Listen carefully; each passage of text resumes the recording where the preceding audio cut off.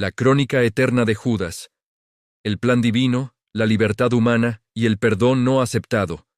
Desde antes de que el tiempo tuviera nombre, Dios conocía cada decisión del corazón humano.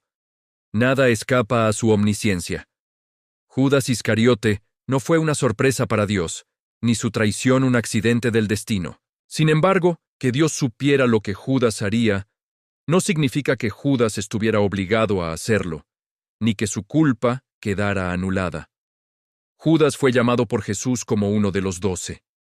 Caminó con él, escuchó sus enseñanzas, vio milagros, tocó el misterio del reino de Dios con sus propias manos. No era un extraño ni un enemigo declarado, era un discípulo, un amigo. Jesús lo amó como a los demás. Le dio pan, palabras y advertencias. Incluso en la última cena, cuando Jesús dijo, «Uno de ustedes me va a entregar», no lo señaló públicamente, sino que le dio la oportunidad de detenerse. El plan de Dios no anula la libertad del hombre. El sacrificio de Cristo estaba anunciado desde antiguo. Las Escrituras hablaban del Mesías sufriente, del Cordero llevado al matadero, de la traición de un cercano. Pero la profecía no forzó el pecado de Judas. Dios permitió que el plan de redención se cumpliera a través de decisiones humanas libres, incluso decisiones malas. Judas eligió traicionar.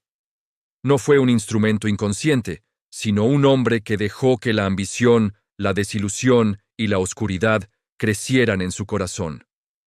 El Evangelio dice que Satanás entró en él, no porque Dios lo abandonara, sino porque Judas abrió la puerta.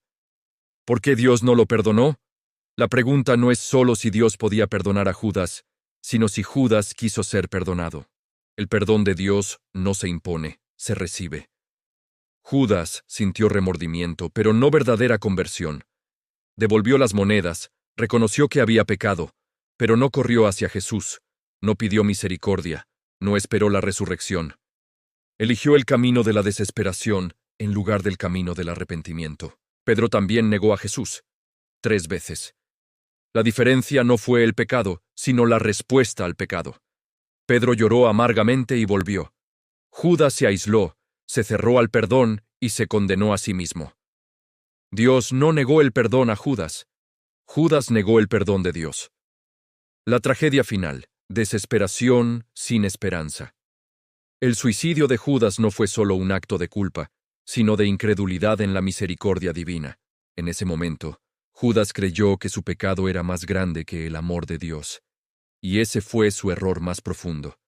Jesús había perdonado a pecadores públicos, traidores, asesinos y blasfemos. Incluso desde la cruz dijo, «Padre, perdónalos, porque no saben lo que hacen». Esa oración también estaba abierta para Judas, pero Judas ya no estaba allí para escucharla. La lección eterna: Judas no fue condenado porque Dios necesitara un traidor, ni porque el plan divino exigiera su perdición. Fue condenado porque usó su libertad para traicionar y luego rechazó la misericordia que aún tenía delante.